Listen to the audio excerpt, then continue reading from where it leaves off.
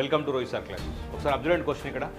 Right, డినామినేటర్లో 3 × 7 ఉంది. 7కి 3 difference 4, న్యూమినేటర్లో 4 ఉంది. ఇక్కడ 6 ఉంది. ఇక్కడ 8 ఉంది. డిఫరెన్స్ 10 ఉంది. ఇక్కడ డిఫరెన్స్ పైన 10 ఉంది. ఇక్కడ డిఫరెన్స్ 12 పైన 12 ఉంది. సో ఇలాంటి టైప్ ఆఫ్ క్వశ్చన్స్కి డైరెక్ట్గా ఆన్సర్ ఏమవుతుందంటే ఇక్కడ ఫస్ట్ వాల్యూ అంటే 1/3 అని తీసుకోండి, minus last value. Last value ఇక్కడ ఎంత 1/43 అవుతుంది.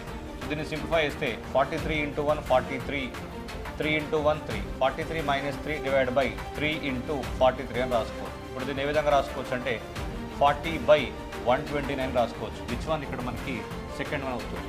దీన్ని ఓవరాల్గా సింప్లిఫై చేస్తే ఏమవుతుందంటే దీన్ని 1/3 - 1/7 + 1/7 - 1/13 + 1/13 - 1/21 + 1/21 - 1/31 + 1/31 - 1/43గా రాసుకోవచ్చు. అప్పుడు అన్ని కట్ అయితే మిగిలేది ఏమంటే 1/3 - 1/43 మిగులుతుంది. ఆటోమేటిక్ ఆన్సర్ మనకు 40/120 అవుతుంది.